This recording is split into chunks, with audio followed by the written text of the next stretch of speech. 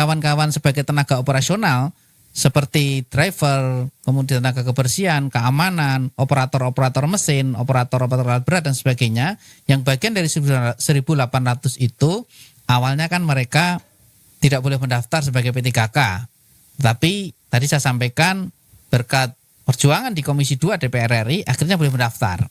Nah, ketika boleh mendaftar, maka kita harus mempertimbangkan kualifikasi 1.800 orang ini agar bisa mendaftar juga.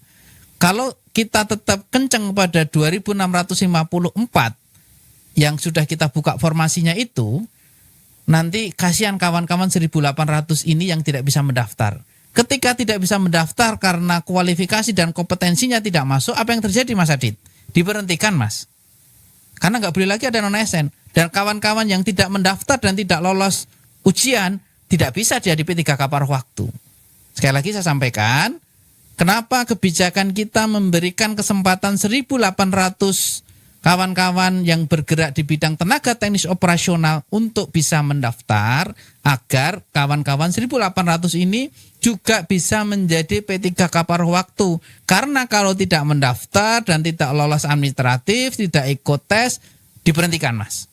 Kita tidak mau itu. Sekali lagi kita tidak mau itu. Dan kami mohon pengertiannya kawan-kawan, berempatilah kepada 1.800 orang ini yang selama ini sudah berkarya kepada kita. Sekali lagi kami sangat menghargai karya-karya kawan-kawan seluruh non-ASN, baik yang 2.654 yang bekerja di teknis administratif maupun 1.800 yang bekerja di teknis operasional. Itu pertimbangannya. Kalau kemudian waktu itu kita kunci dengan kompetensi-kompetensi, maka kasihan yang 1.800 ini tidak bisa mendaftar. Karena memang konsep awalnya kita hanya membuka untuk yang 2.654 ini tadi. Karena dalam perkembangannya yang awalnya tidak boleh mendaftar, jadi boleh mendaftar akibat dari sebuah keputusan dari pemerintah pusat. Dan ini Mas Adit sama juga dilakukan di kabupaten kota lainnya. Panjenengan boleh cek.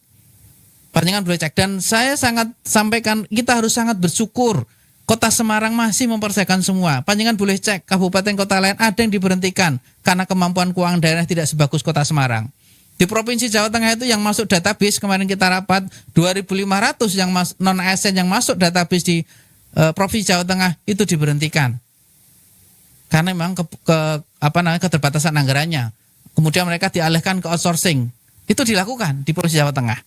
Dan kabupaten kota lain juga ada. Jadi ini adalah sebuah insya Allah kebijakan yang bukan tidak mengandung resiko, tapi resikonya yang sekecil-kecilnya. Kenapa katakan sekecil-kecilnya? Agar semuanya bisa menjadi P3K. Sekali lagi bisa menjadi P3K, tidak diberhentikan.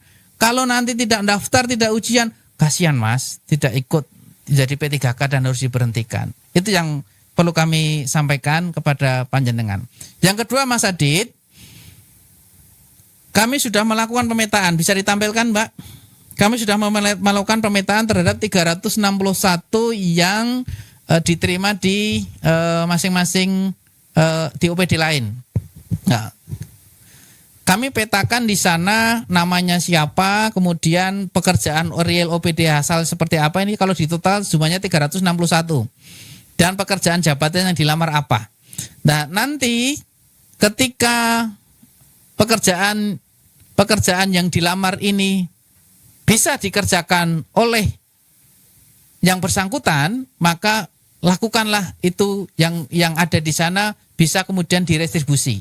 Tapi kemudian kalau pekerjaan-pekerjaan yang dilamar ini tidak bisa dikerjakan oleh yang melamar, maka bisa jadi tetap ada di OPD yang bersangkutan. Maksudnya demikian Mas Adit. Sederhananya demikian.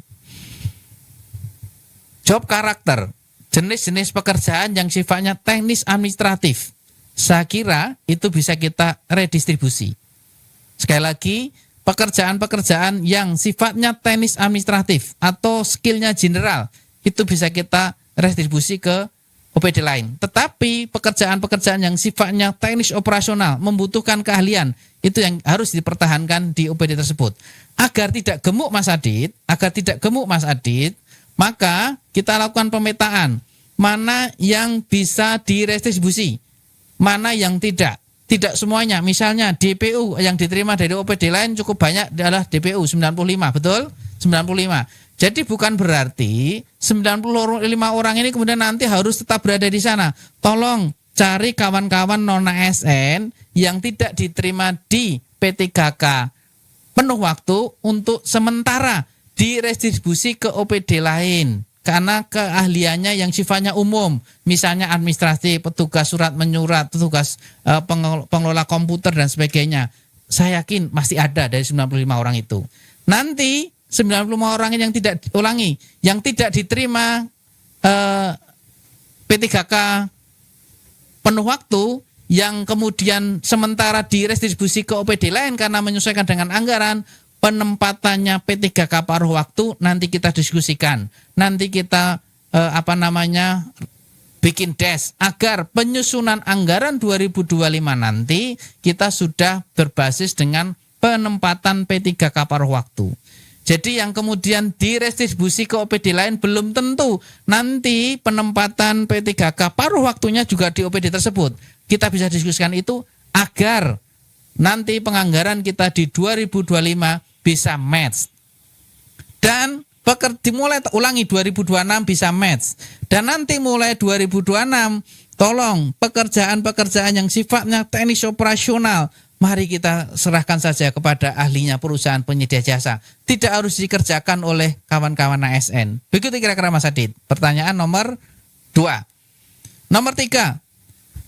Paruh waktu kapan pelaksananya? Ketika peraturan pemerintahnya keluar, langsung kami proses Mas Adit. Tidak menunggu lama. Kami hari ini belum bisa memproses karena memang peraturan pemerintahnya belum keluar. Ketika belum keluar, BKN juga belum menerima layanan pendaftaran P3K paruh waktu untuk didaftarkan NIP-nya. Ketika sudah ada petunjuk untuk mengusulkan NIP bagi P3K paruh waktu, kami lakukan segera. Begitu Mas Adit. Demikian Mas Adit, ada yang perlu dikonfirmasi? Oh, satu lagi. Paruh waktu boleh nggak jadi penuh waktu? Jadi PNS saja boleh Mas, tapi melalui seleksi, ya, melalui seleksi. P3K paruh waktu apakah boleh nanti menjadi penuh waktu? Boleh, tapi jadi PNS saja boleh, apalagi hanya jadi P3K paruh waktu, penuh waktu, asal melalui tes. Begitu Mas Adit. Ada yang konfirmasi Mas Adit cukup? Apalagi Bu?